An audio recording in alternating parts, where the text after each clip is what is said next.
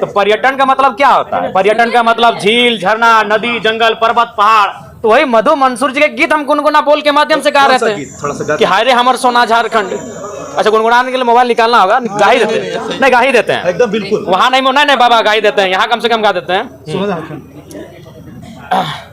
कि स्वर्ण रेखा, शंख, कोयल, मयूराक्षी, दामोदर, फाल्गु नदी नहीं, साहेबगंज में गंगा बहे, फाल्गु नदी बड़ा कर, अंधन से भरल धरती सबसे सुखी संपन्न, हाय रे हमर सोना झारखंड। अच्छा बताइए, इस गाना में क्या आपत्ति है भाई? लेकिन ये नहीं, ठीक है मान्य जी, मेरी बात सुनिए, आपका भी कहना सही है। हम पहली बार चुन के आए हैं कि हमको मालूम है कि गुनगुनाना नहीं चाहिए। हम किससे सीखेंगे? हम तो देख रहे हैं सीपी सिंह जी शायरी पढ़ रहे हैं, सब मंत्री शायरी पढ़ रहे हैं, हिंदी वाला हिंदी में, उर्दू वाला उर्दू में शायरी पढ़ रहे हैं। तो हम जब शायरी माइंड है तो गाना भी गा सकते हैं। हम नया मेंबर हैं, सीधी बात है। तो वही हमने कहा कि अध्यक्ष महोदय, अगर बोल गुनगुनाना नहीं चाहिए तो संसदीय मंत्री खड़ा होकर जब उनका बारी आएगा बोल देते कि जयराम बाबू बोल गुनगुनाना नहीं है, हम अगला बार जब मेरा भाषण होगा हम बोल नहीं गुनगुनाएंगे। लेकिन ये कहां का तर्क है? दो का मंत्री खड़ा हो गया है, संसदीय मंत्री तो बाद में, दो मंत्री खड़ा होकर टोक रहे हैं। तो वही हमने उनको कहा कि एक तो आपको आधा घंटा समय मिलता है। अच्छा एक बात बताइए, आदरणीय माननीय मुख्यमंत्री का शाहरुख खान बोल के 4-5 लोग बोले, तब तो आप नहीं बोले कि आप डायरेक्ट किसी सदस्य को नहीं बोल सकते हैं? भैया भाभी जब आधा घंटा, कल्पना भाभी, हेमंत सोरेन जब मंत्री लोग बोलने लगता है तब तो कोई नहीं बोलता है कि आप किसी व्यक्तिगत पे बात क्यों कर रहे हैं? हमने बस यही कहा था कि पर्यटन मंत्री हमारे पड़ोसी हैं, पराशर की वो भी आते हैं, उनके लिए गीत सुनाएंगे। तो ठीक है, डायरेक्ट नहीं बोलना चाहिए, उनको आधा घंटा का समय मिलता है। आप 30 सेकंड बोलते हैं कि माननीय जयराम बाबू नए सदस्य हैं, अगला बार इस बात का ध्यान रखेंगे। फिर अगर हम दोहराते आप टोकते।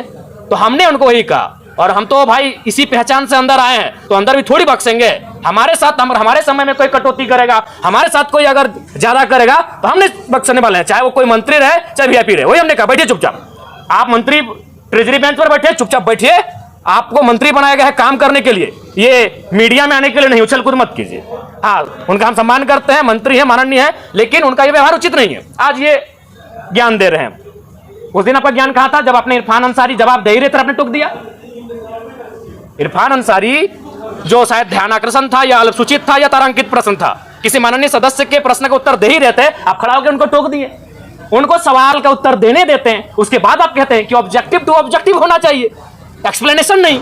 तब आपका संसदीय, अरे भाई नया चूंकि वित्त मंत्री जी अभी इलाज के लिए गए हैं, संसदीय मंत्री, इनको प्रभार मिला है, तो हमारे बड़े भाई माननीय भी उछल कूद करने लगे हैं, अपने आप को सदन से ऊपर ये लोग समझने लगे हैं। और इरफान भाई साहब का तो आदत है, उनको भाई मीडिया में बने रहने के लिए उछल कूद करना जरूरी है। जिस दिन उनका बजट पारित होगा उस दिन तो बोलेंगे ही, और बाकी दिन भी हल्ला, लोगों को टोकना, ये उनका परंपरा बन चुका है। बोलना हम यही चाहते थे, पर्यटन का बात था। हम मधु मंसूर जो पद्म श्री विजेता है, हम उनका एक 4-5 लाइन का बोल था, उसको सुनाना चाहते थे। जयराम जी, तो आपको क्यों लग रहा है, ऐसा क्यों हो रहा है? आप एक अपने दम जी, पे अकेला विधायक, बिल्कुल वही कारण है, उनको वही कारण है कि पूरा राज्य जयराम महतो को सुनता है। इस व्यक्ति को, इस लड़के को यहाँ से नियंत्रण में रखा जाए, मुद्दों की बात करता है, जिन मुद्दों को कहने से लोग डरते थे। आज 25 साल हो गया, जादूगोड़ा का मुद्दा सदन में आया था। मैं आपसे पूछता हूं, आज लोग बर्बाद हो गए, जादूगोड़ा में बर्बाद होने की कगार में है, आज तक सदन तक नहीं पहुंचा, क्योंकि वो मुद्दे सदन तक आ नहीं पाते थे। और ये लड़का बिना डर का, बिना भय का उन मुद्दों को सदन तक लेके आता है। तो इन लोग हालत खराब है हमसे, और बोलते कि नहीं डायरेक्ट आप किसी सदस्य को नहीं लेकर सर। कैसे नहीं होता है जी? इसी सदन में लोग हिज ... हम नहीं पूरा बोल रहे हैं, बोल के पार हो गए, लो ... बोल के पार हो गए इसी सदन में। तब इनकी ना मर्यादा कही गए थे, हमें झारखंडी गीत सुनाए, तो इन लोगों को परपरी लग गया भाई। जयराम जी, ये लगता है कि सुदीप कुमार सोनू ज्यादा जानकार नहीं, काबिल बनने का कोशिश कर रहे हैं। लगता है कि उनसे बेहतर इस राज्य में कोई है ही नहीं जो संसदीय प्रणालियों को जानता है, जो संसदीय व्यवस्थाओं को जानता है। चूंकि पर्यटन का बजट था, तो इस गीत का संबंध पर्वत पहाड़ से है, नदी नाला से है, और पर्यटन का संबंध नदी नाला पर्वत पहाड़ से है। और हम किससे सीखेंगे? मेरा सवाल, हम किससे सीखेंगे? हम जब सदन में पहली बार आए तो हमने देखा सभी मंत्रियों ने शायरी पढ़ा, सभी मंत्रियों ने कविताओं को पढ़ा, तो हमने भी प्रयास किया। नहीं, हम इस गीत के माध्यम से झारखंड के पर्यटन को बढ़ावा देने पर चर्चा कर रहे थे। इस गीत के माध्यम से झारखंड के पर्यटन पर हम अपना राय दे रहे थे कि आप अगर पर्यटन पे फोकस करें, पर्यटन पे अगर डेवलपमेंट की बात करें, तो कृषि के बाद, उद्योग के बाद और सरकारी नौकरियों के बाद युवाओं को हम पर्यटन की दिशा में लगा सकते हैं, क्योंकि झारखंड में सबसे सुंदर पर्यटन का माहौल और विकल्प हम लोग तराश सकते हैं। ठीक, ओके।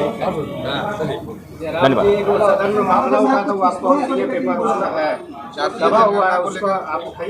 देखिए, आप तो जान ही रहे मामला आप अभी हमें दिए हैं।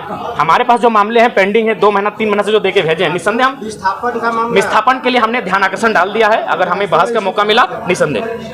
धन्यवाद। आपको लोग बोलता है कि अब सदन में भी जो है जयराम माको से डरने लगा, इसलिए मंत्री जो इन्हीं को टोका टोकी करते हैं, दूसरे को मैं उनको अगली बार जब मेरा बात आएगा तो इस बार हम बजट पे बात नहीं करेंगे, अपने विषय पे बात नहीं करेंगे। उनको ही हम अपना जो 2 मिनट का समय है पूरे मंत्रियों पर और जो खड़े हो रहे हैं डायस पे उन पे ही हम अपना बात करें।